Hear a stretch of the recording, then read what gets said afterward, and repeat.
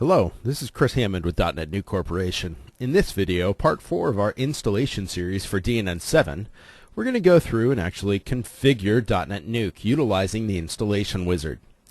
Now, if you haven't completed the steps necessary to get to the installation wizard, you should check out the previous videos. You can click on the links there within the video or within the description for this particular video. We started off with configuring the file system and then the web server, and then actually configuring and creating the database that we're going to utilize here in the installation wizard. Now in this video we're going to hit the .NET Nuke website that we've created previously. We're going to access www.dnndev.me. Now it's a temporary domain that we set up, and it points back to your local IP address. So you can actually install .NET Nuke utilizing that domain name running locally on your computer.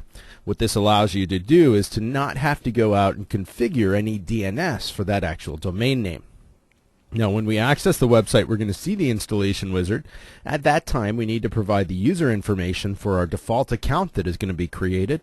We can also provide the name and some other information of the website, and then we need to configure the database connection. So let's go ahead and access our website by loading up a web browser. I'm going to load up Internet Explorer here, and I'm going to navigate to www.dnndev.me. Now the first time we hit our website, it might take a moment for the application to start up. When the application does start up, it will redirect us to dnndev.me/install/installwizard.aspx. And this is the installation wizard screen. So you can see we have one screen now that you fill out all of the information for your .NET Nuke website. So I'm going to go ahead and provide a password here for our host account that is going to be created. Now that host account is a super user account. It's the account that will be able to create and delete portals. They will be able to create and install and update extensions, skins, modules, etc. You can create additional super user accounts later on. You can also change the username now if you want to use a different name than host. So I provided the password. You do have to provide a password of at least 7 characters, and you have to confirm that password. From there, we have the ability to define the name of our website. You can always change the name later on, so I'll leave it as my website for now. We also have the ability to choose a template. You can choose from the default template, a mobile template, and a blank template. When you choose a template, you also then have the ability to choose a language for that template. We ship with a couple of different languages you can see here.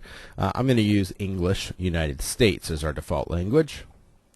And then scrolling down, we need to go ahead and configure the database information.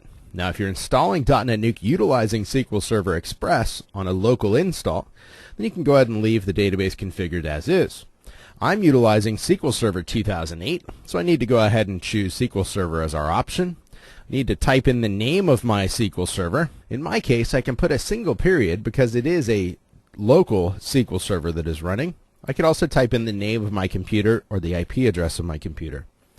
Now the database name that I created in the previous video is dnndev.me.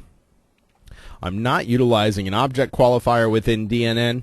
You typically would not be utilizing that setting as well. From a security perspective, I'm going to use integrated security because I configured Windows authentication for security when I created that database, and I will leave the database owner checkbox enabled. Now from here I can go ahead and click on continue, and .NET Nuke will go through the installation process. Now the installation process in DNN 7 has changed a bit. Once the installation is complete, that blue bar will go to 100% over on the right.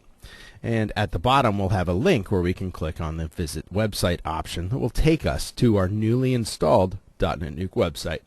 Now once the installation is complete, we get 100% done listed here. If there were any problems, we could see the options there and try to retry or see the logs.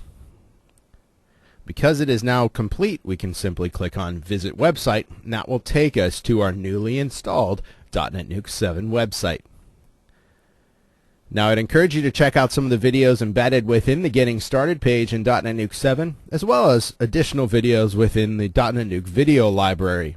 If you missed any part of the installation series videos, you can go ahead and click on the links within the video now to see those prior videos. You can also find the links within the description on the page in which this video is embedded.